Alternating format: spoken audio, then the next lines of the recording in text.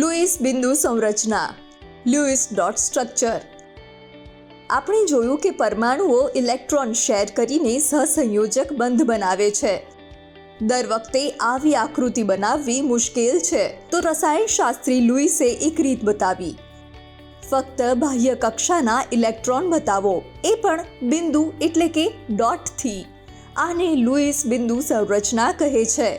આનાથી તરત સમજાઈ જાય છે કે બંધમાં કેટલા ઇલેક્ટ્રોન સામેલ છે, પણ કેટલા ડોટ લગાવવા અને ક્યાં, એ માટે જાણો બાહ્ય કક્ષાના ઇલેક્ટ્રોન એટલે કે સંયોજક ઇલેક્ટ્રોન, વેલેન્સ ઇલેક્ટ્રોન. કેવી રીતે? એક સરળ રીત એ છે કે આવર્ત કોષ્ટક જુઓ અને કોલમ એટલે કે સમૂહોને આ પ્રમાણે નંબર આપો.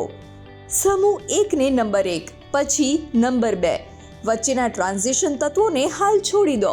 પછી નંબર આપો 3, 4, 5, 6, 7 અને 8. આ સંખ્યા બતાવે છે કે તે સમૂહના તત્વોમાં કેટલા સંયોજક ઇલેક્ટ્રોન છે. હવે કેટલાક ઉદાહરણ જોઈએ. હાઇડ્રોજન, કાર્બન, નાઇટ્રોજન અને ઓક્સિજન. લુઈસ બિંદુ સંરચનામાં આને કેવી રીતે દર્શાવીશું? સૌથી પહેલા જાણીશું આમાં કેટલા સંયોજક ઇલેક્ટ્રોન છે. કેવી રીતે? આવર્ત કોષ્ટકથી. H એટલે હાઇડ્રોજન અહીં છે, તેથી સંયોજક ઇલેક્ટ્રોન 1. કાર્બનમાં છે 4, નાઇટ્રોજનમાં 5 અને ઓક્સિજનમાં 6. લ્યુઇસ બિંદુ સંરચનામાં આને આ રીતે દર્શાવાય છે. H પાસે એક સંયોજક ઇલેક્ટ્રોન તો લાગશે 1 ડોટ આ રીતે. C પાસે 4 સંયોજક ઇલેક્ટ્રોન તો ચારેય તરફ 4 ડોટ. N પાસે 5 આવી રીતે, O પાસે 6 આવી રીતે. ડોટ્સ જમણે, ડાબે, ઉપર, નીચે. આ ચારમાંથી કોઈ પણ દિશામાં લગાવી શકાય, પણ ધ્યાન રાખો કોઈ પણ દિશામાં 2 કરતાં વધુ ન હોય. અને કુલ ડોટ્સ એટલા જ હોય જેટલા સંયોજક ઇલેક્ટ્રોન છે. એટલે આની લુઈસ બિંદુ સંરચના આ પ્રમાણે પણ દર્શાવવી યોગ્ય છે.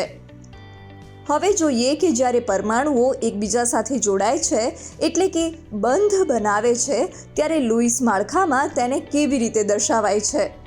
માની લો કે હાઇડ્રોજનના 2 પરમાણુ છે, તેમણે મળીને H2 બનાવવું છે, એટલે કે હાઇડ્રોજનનો અણુ.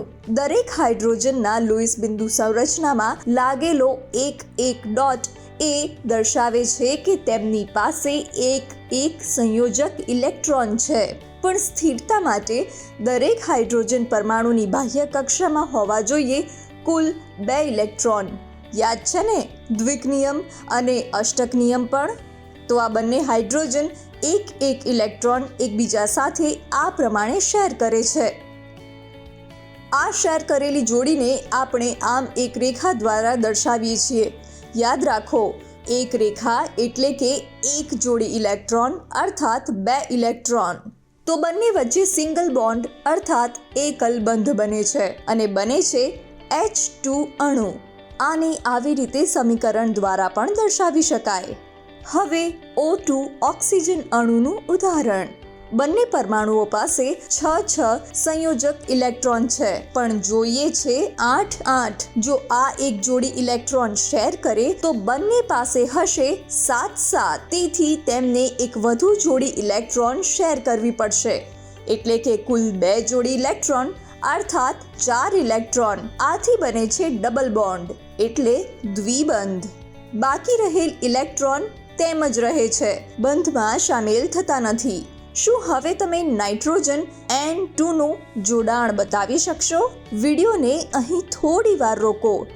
શું તમે પણ આને આમ જ દર્શાવ્યું છે?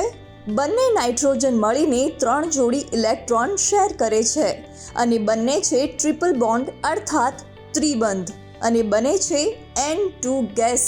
હવે જોઈએ H2Oનું ઉદાહરણ. ઓક્સિજનને વચ્ચે રાખો, એક હાઇડ્રોજન અહીં, એક ત્યાં. Hને જોઈએ કુલ 2 ઇલેક્ટ્રોન અને Oને જોઈએ કુલ 8. હાઇડ્રોજન અને ઓક્સિજન એકબીજા સાથે એક ઇલેક્ટ્રોન શેર કરે છે. આ રીતે બંને હાઇડ્રોજનને 2 ઇલેક્ટ્રોન મળે છે અને ઓક્સિજનને બધા જ 8. શેર કરેલી જોડીને આપણે રેખાથી દર્શાવીએ છીએ તો H2O નું લુઈસ માળખું કંઈક આ પ્રમાણે દેખાય છે. હવે તમારા માટે કાર્ય. આ સંરચના જુઓ અને કહો અહીં કયો અણુ બની રહ્યો છે અને કોણે કેટલા ઇલેક્ટ્રોન શેર કર્યા છે.